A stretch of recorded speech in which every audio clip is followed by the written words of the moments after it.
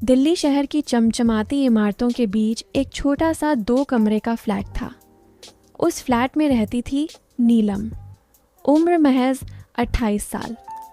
गोरा रंग, लंबे काले घने बाल जो कमर से नीचे तक लहराते थे, आंखें बड़ी बड़ी काजल लगी हुई, होंठ गुलाबी, और जिस्म ऐसा कि कोई भी एक बार देख ले तो नज़र हटाने का मन न करे। साड़ी पहनती तो पतली कमर में से ना भी झांकती। लोग कहते थे कि शुभम ने तो लॉटरी लगा ली है, पर नीलम को ये सब पता था कि उसकी खूबसूरती सिर्फ आईने के लिए बची है। शुभम सुबह 7 बजे निकलता और रात 11-12 बजे लौटता। आते ही फ़ोन हाथ में, लैपटॉप खोलता और मीटिंग खेलता रहता। नीलम जब पास बैठती तो बस एक लाइन, नीलम थक गया हूँ, सोने दे। नीलम रात को अकेले लेटती, तकिए को गले लगाती और सोचती। शादी के पहले तो रोज़ फ़ोन पर घंटों बातें करता था, कहता था कि मेरे बिना जी नहीं पाएगा। अब तो मैं ही उसके बिना जीने को मजबूर हूँ। एक औरत को जो प्यार चाहिए, जो स्पर्श चाहिए, जो हंसी मजाक चाहिए, वो सब नीलम के हिस्से में सिर्फ ख्वाहिश बनकर रह गया था। फिर एक दिन शुभम ने कहा, सुनो, 2 दिन की छुट्टी मिली है, घर पर ही रहूँगा। नीलम का दिल उछल पड़ा। उसने सोचा, चलो कम से कम 2 दिन तो घर पे रहेगा। फिर शुभम ने अपने दोस्त दीपक को फ़ोन मिलाया और बोला, दीपक चल आ, घर आ जा, आज मज़े करते हैं। दीपक शुभम का बचपन का दोस्त था। साथ में बड़े हुए, साथ में पढ़ाई की, सब कुछ साथ में किया था। उसने कहा, दीपक, कविता भाभी को भी साथ लेके आना। शुभम दीपक के घर अक्सर आता जाता था, पर नीलम कभी नहीं गई थी। आज पहली मुलाकात घर पर ही होने वाली थी। फिर शाम 7 बजे डोरबेल बजी। नीलम ने लाल रंग की जॉर्जेट साड़ी पहनी थी, बाल खोल रखे थे। दरवाज़ा खोला तो सामने दीपक और कविता खड़े थे।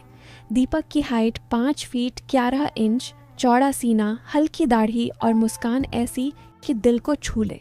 कविता ने उसका हाथ पकड़ रखा था। आइए ना, नीलम ने शर्माते हुए कहा। दीपक ने मुस्कुराकर देखा और बोला, भाभी, शुभम ने तो बताया नहीं था कि उसने अप्सरा से शादी कर ली है। नीलम का चेहरा लाल हो गया। फिर खाना सबने साथ खाया, बातें हुई। दीपक और कविता के बीच जो केमिस्ट्री थी वो देखकर नीलम का दिल जलने लगा।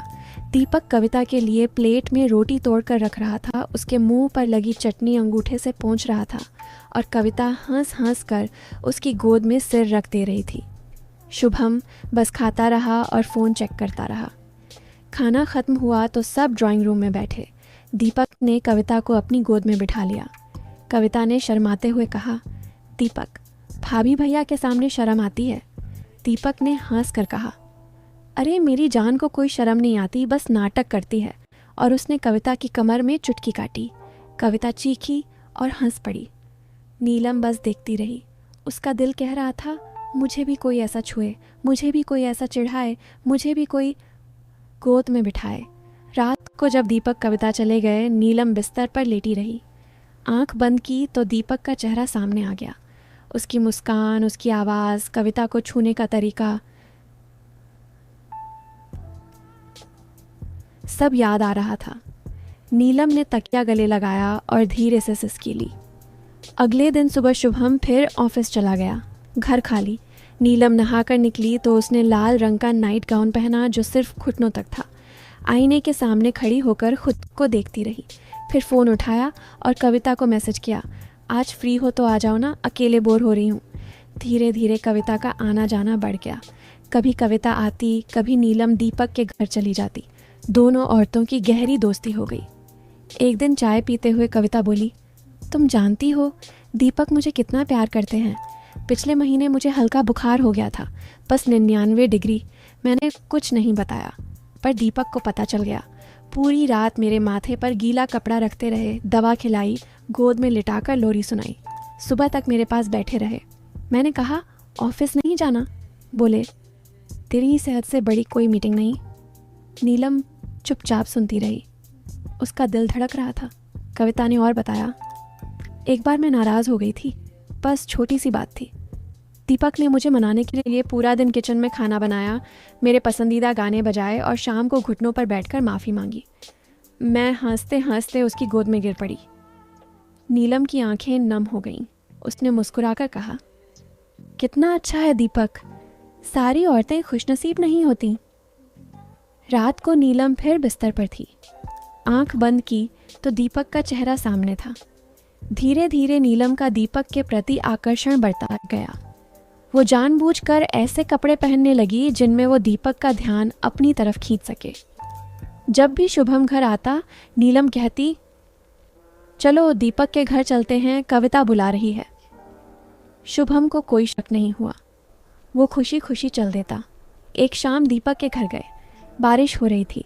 लौटने का प्लान था, पर बारिश इतनी तेज़ कि शुभम बोला, रात यहीं रुक जाते हैं। कविता ने हंसकर कहा, हाँ हाँ सही है, आप यहीं रहो। रात का खाना खत्म हुआ। शुभम और दीपक बालकनी में सिगरेट पीने लगे। कविता और नीलम कमरे में थीं। कविता बोली, मैं नहा कर आती हूँ, तुम भी फ्रेश हो जाओ। नीलम बाथरूम गई। उसने सोचा, आज मौका है। उसने लाल रंग का सैटिन नाइट गाउन पहना, बाल खोल लिए, लिपस्टिक लगाई। जब वो बाहर निकली तो दीपक ड्राइंग रूम में अकेला बैठा था। शुभम और कविता किचन में कुछ लेने गए थे। नीलम धीरे धीरे उसके पास गई और सोफे पर बैठ गई। उसने धीरे से कहा, दीपक जी, आप बहुत अच्छे इंसान हैं। कविता बहुत खुशनसीब है। दीपक मुस्कुराया और बोला, अरे भाभी, आप भी तो कम नहीं। शुभम बहुत लकी है। नीलम और करीब खिसक कर बैठ गई। उसकी जांघ दीपक की जांघ से सट गई और धीरे से बोली, काश कोई मुझे भी आपकी तरह प्यार करता। दीपक एक पल को हड़बड़ा गया। उसने नीलम का हाथ हटाया और हल्के से हंसकर बोला, भाभी, आप शुभम से बहुत प्यार करती हैं ना? वो भी आपसे बहुत प्यार करता है, बस जाहिर नहीं कर पाता। उसने उठकर पानी का ग्लास लिया और किचन की तरफ चला गया। नीलम वहीं बैठी रही। उसकी आंखों में आंसू थे और दिल में एक तूफान। उस रात वो सो नहीं पाई। उसे लगा कि दीपक ने उसे नोटिस तक नहीं किया, पर उसकी चाहत और बढ़ गई थी। अब वो ठान चुकी थी, वो दीपक को अपना बनाएगी, चाहे कुछ भी हो जाए।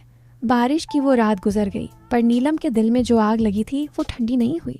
फिर 2 दिन के बाद सुबह सुबह कविता का फ़ोन आया, नीलम, आज शाम हमारे यहाँ आ जाओ ना। दीपक ने तुम्हारी बहुत तारीफ़ की है, कह रहा था कि भाभी कितनी अच्छी हैं। नीलम का दिल ज़ोर से धड़का। उसने फ़ौरन हाँ कर दी। शाम को वो तैयार हुई। बालों में हल्का सा तेल लगाया ताकि चमके, होठों पर गुलाबी ग्लॉस। शुभम को बोला, चलो ना कविता के यहाँ चलते हैं। शुभम ने बिना कुछ सोचे हाँ कर दी।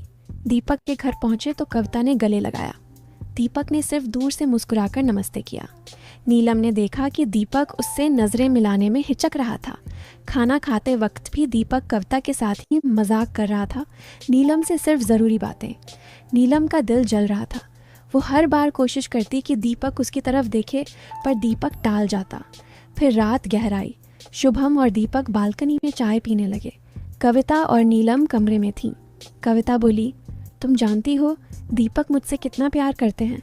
पिछले हफ्ते मैं ऑफिस से थक कर आई। दीपक ने बिना कुछ कहे मेरे पैर दबाए, फिर मुझे गोद में उठाया और बाथटब में गर्म पानी भरकर नहलाया। फिर मेरी पसंद का गाना बजाया और कंधे पर सिर रखकर सो गए। मैंने कहा कि तुम भी थके हो ना? बोले, तेरी थकान मेरी थकान से बड़ी है। नीलम चुपचाप सुनती रही। उसकी आंखें भर आईं। उसने हंस कर कहा, कविता, तुम बहुत लकी हो। कविता ने उसका हाथ थामा। शुभम भी तो अच्छे हैं, बस वो अपना प्यार दिखाते कम हैं। पर नीलम के दिल में अब सिर्फ एक ही नाम था, दीपक। रात को जब सब सोने लगे तो शुभम गेस्ट रूम में सो गया। कविता और दीपक अपने कमरे में। नीलम को सोफे पर लेटने को कहा गया। आधी रात को नीलम की नींद खुली। वो उठी और पानी पीने किचन की तरफ गई। वहाँ दीपक खड़ा था, फ्रिज से पानी निकाल रहा था, सिर्फ बनियान और लोअर में। उसकी चौड़ी छाती पर हल्के बाल, मजबूत बाजू। नीलम का मुंह सूख गया। उसने हिम्मत जुटाई और धीरे से बोली, दीपक जी सोए नहीं? दीपक पलटा और बोला, नहीं भाभी, प्यास लगी थी। नीलम पास गई और हिम्मत जुटा के बोली, दीपक जी मैं आपसे कुछ कहना चाहती हूँ। दीपक ने ग्लास रखा और पूछा, बोलिए भाभी। नीलम की आंखों में आंसू थे। उसने दीपक का हाथ पकड़ा और बोली, मैं आपको बहुत पसंद करती हूँ, बहुत। आप जिस तरह कविता से प्यार करते हैं, जिस तरह उसकी केयर करते हैं, मुझे भी वैसा ही चाहिए। शुभम मुझसे प्यार करते हैं शायद, पर मुझे वो प्यार महसूस नहीं होता। मैं अकेली हूँ दीपक, बहुत अकेली। मैं बस आपके साथ बात करना चाहती हूँ, आपके साथ वक़्त बिताना चाहती हूँ, बस इतना ही। दीपक एकदम से पीछे हट गया, उसका चेहरा सफ़ेद पड़ गया। भाभी, आप क्या कह रही हैं? ये गलत है। शुभम मेरा दोस्त है, बचपन का दोस्त। मैं उसकी बीवी को? नहीं भाभी, मैं ऐसा कभी नहीं कर सकता। प्लीज़ आप ये बात भूल जाइए। नीलम रोने लगी।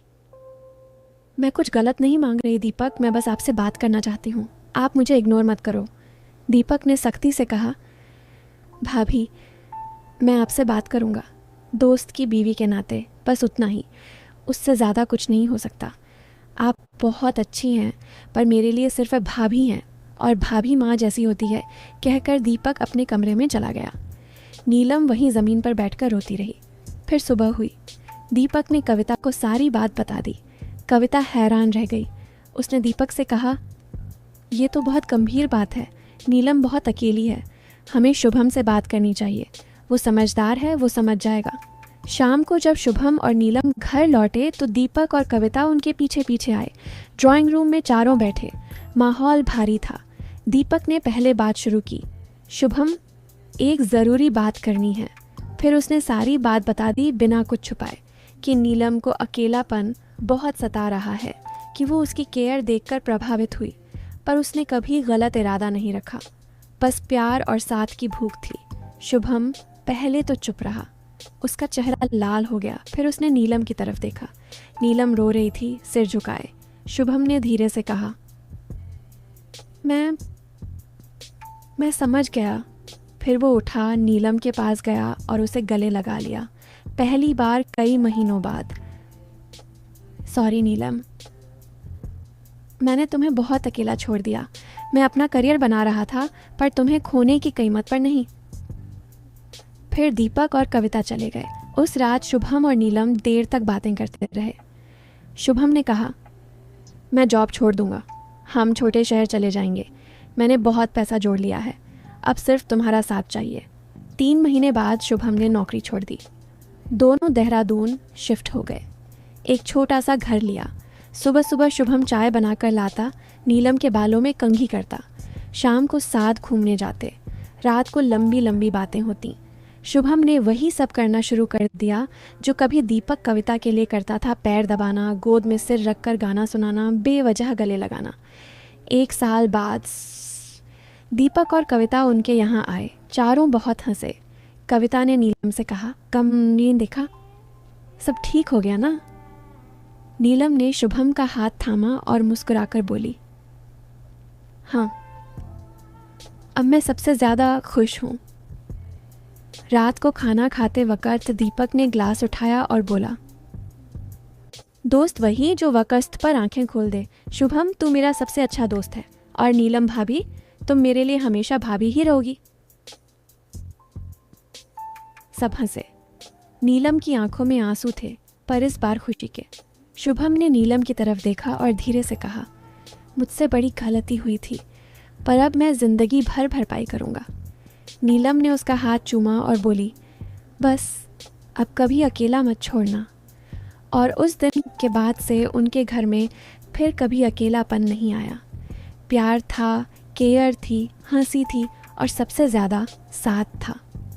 तो दोस्तों, दोस्त हो तो दीपक जैसा, जो गलती सुधार दे, रिश्ता बचा ले। अगर आपको ये कहानी पसंद आई तो लाइक करो, शेयर करो और चैनल को सब्सक्राइब कर लो। अगली कहानी जल्दी आएगी। धन्यवाद।